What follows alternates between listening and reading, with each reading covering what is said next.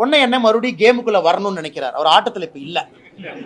அண்ணன் பாக்குறாரு எப்படா ஆட்டத்துக்குள்ள வரலாம் அப்படின்னு. அதனால நான் ஒரு தலைவரை பத்தி நான் தவறாலாம் சொல்லிங்கன்னா எல்லாம் முன்னாள் முதலமைச்சர்கள், அவர்களுக்கு இருக்கக்கூடிய தகுதி அவங்களுக்கு இருக்கு. அதே போல பொன்னையன் ஐயா அவர்களும் மூத்த அமைச்சர். ஆனா இந்த கருத்தை நான் எப்படி பாக்குறேன்னா ஆட்டத்திற்குள்ளே வர வேண்டும் பாக்குறாரு. அப்படித்தான் நான் பாக்குறேன். மத்தபடி அவர் சொன்ன கருத்துக்களை பத்தி நான் கமெண்ட் பண்ண விரும்பலீங்கன்னா, ஒரு தலைவரை பத்தி இன்னொரு தலைவர் சொல்றாங்க, நல்லதோ கெட்டதோ அவர்களுக்குள்ள அது போகும். இன்னும் ஒரு வாரம் பொறுங்கண்ணே, வேற தலைவர்கிட்ட ஒப்பிடுவாங்க, அப்புறம் மொத்தமா பேசிக்கலாம்.